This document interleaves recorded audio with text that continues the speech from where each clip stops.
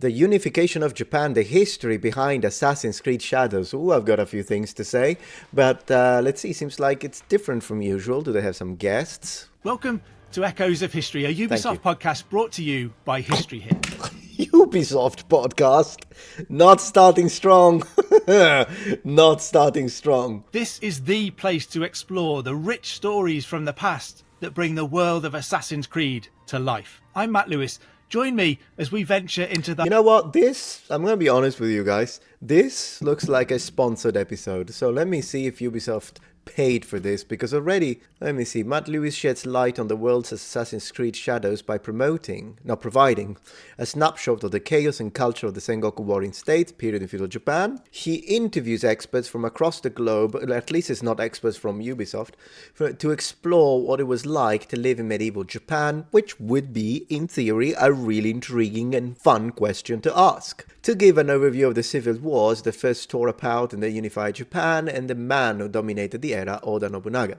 Echoes of History is a Ubisoft podcast, brought to you by History Hit. I wonder if they're being paid for this. The heart of an era that has shaped legends. Assassin's Creed Shadows takes place in 1579 in medieval Japan. It's a seminal period in Japanese. There will be some people that complain about using the term medieval in combination with Japan. I don't have a problem with that. I think it's fine to use it. Personally, I prefer to say feudal Japan, but if people say medieval Japan, I'm not going to be my usual pedantic and go like, technically it's not medieval, because I mean, at the end of the day, some historians do, some historians don't. Then again, late 16th century, I wouldn't call it medieval. If I really have to be pedantic then. History, renowned for its samurai and shinobi, or as we might know them better. Of course, you know me, I have made a very, I want to say, centrist, you could say, unbiased, non-political take on the idea of Yasuke. So on this channel, when it comes to Yasuke, you will not find the idiots that will, at the split second you ask a question, will call you racist and bigot. You won't find that, but you will also not find someone who screams woke at anything without having done actual research on the topic.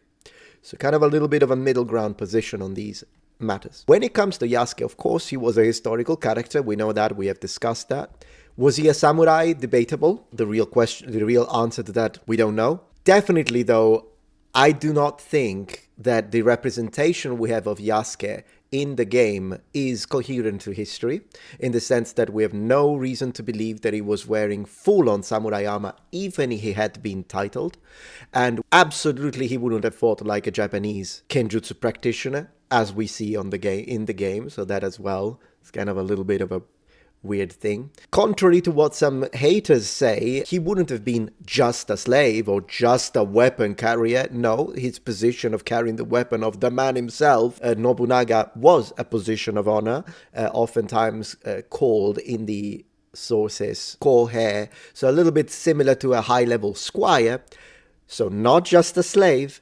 With that being said, this is not a good representation of a Japanese samurai. So when you say the word samurai, I would put, out of respect for the Japanese, a Japanese samurai rather than Yasuke. But here we are.